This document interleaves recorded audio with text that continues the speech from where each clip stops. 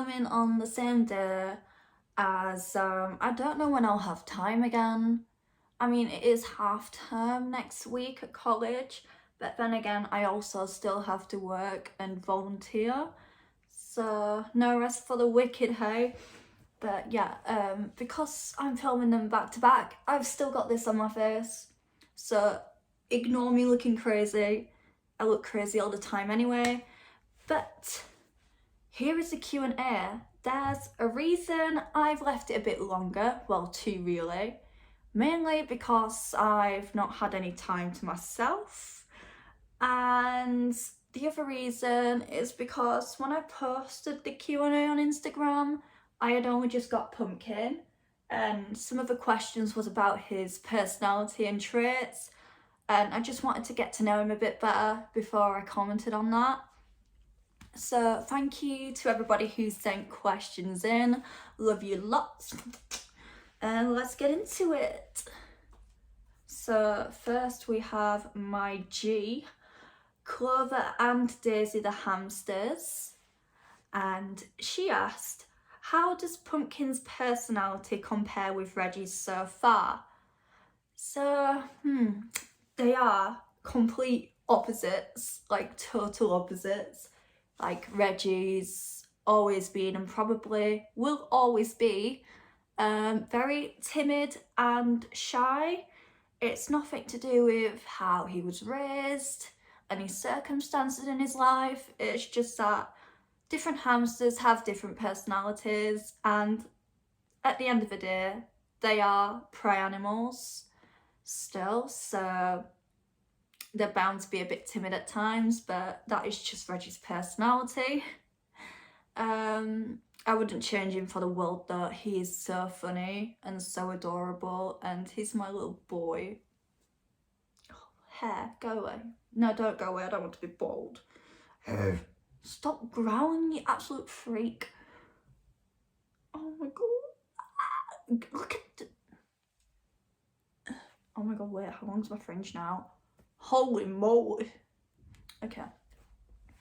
And Pumpkin's personality, he's a very confident boy, very outgoing.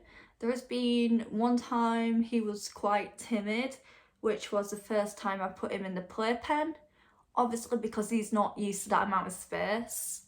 So I only ended up leaving him in for 10 minutes and then letting him go back home to show him everything's alright. He even had a ride in the spaceship, which Reggie threw himself out of and nearly died. He didn't nearly die, but he's just so dramatic. Yeah, Pumpkin's just a little sweetheart. And look what my mum got me. Reggie's got one too, but Pumpkin lives here. Yeah, he's an absolute darling.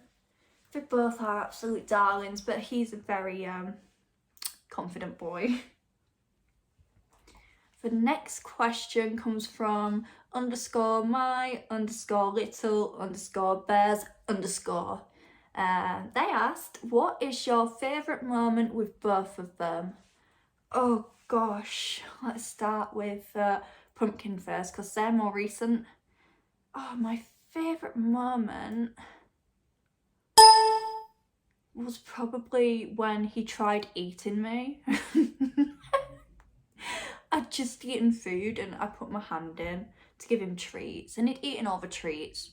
Just decided to stay around for a bit longer, sit in my hand for a bit, and then he was like licking my hand. I'm like, oh, he's giving me kisses. And the next minute he's just like having little nibbles on my fingers. And I'm like, mate, I'm not edible, I'm your mother. Reggie did the same thing as well, but with my nose. I stuck I stuck my nose in the cage. It's not as bad as it sounds. I stuck my face in the cage to say hello to him. And he was like, It wasn't a bad bite, it was just a playful nibble, but my hamsters seem to think I'm food. My favourite moment with Reggie? I can think of what's the word? A moment where it made me feel really accomplished is where I was just sitting in his playpen and he just walked up my legs and sat here for a second and then walked back. I was like, Reggie, that's not you. What's wrong with you? They also asked, what cage would you recommend that is on the cheaper side? So with, oh my god, it's not gonna work. With Reggie's cage, he has a Savic Plaza, which, let me put you back, which cost me about, I think it was about £80 at Pets at Home. And then I bought the Viking laser screens so I could have higher bedding, and there was about 119, I think. So kind of cheap compared to some cages, but like I cannot justify Night Angel and Bucket State selling cages for that much. I just don't get it. But this one is actually a DIY. Shout out to Tina's Tinies for helping me out with some information, and Vanilla the Ham on YouTube for posting the really helpful videos on how to make these. I think in total,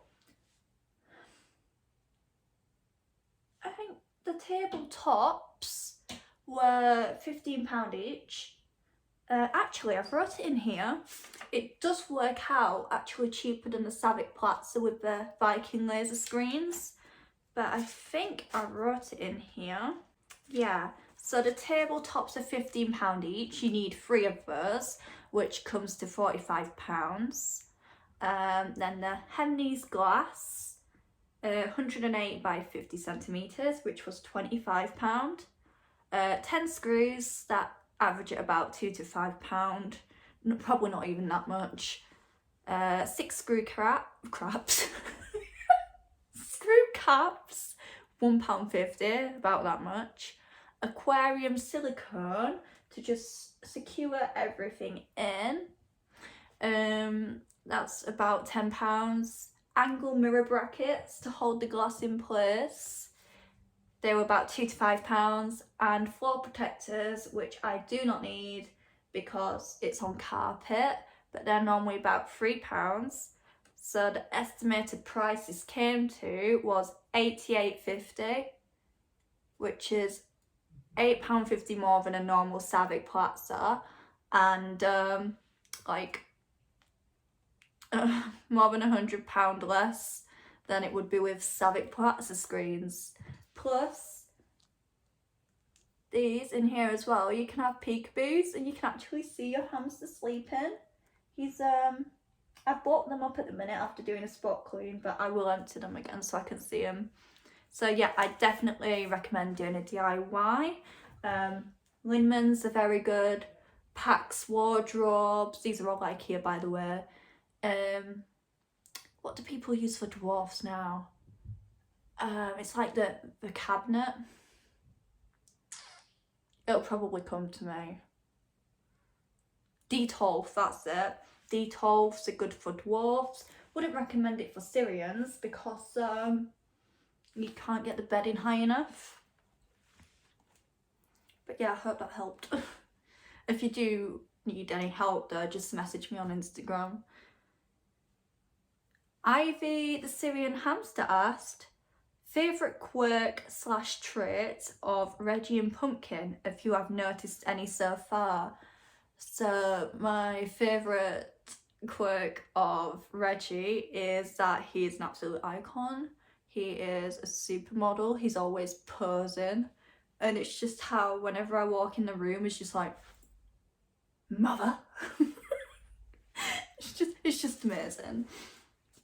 And I like how he's ticklish as well. That's really funny. You get his belly and you go like that. It goes like that. My favourite quirk of Pumpkin Well, it's not really my favourite. I'll tell you my least favourite. He keeps trying to kill himself. I'll insert the video here. He's only done this once because I think he's a bit stupid.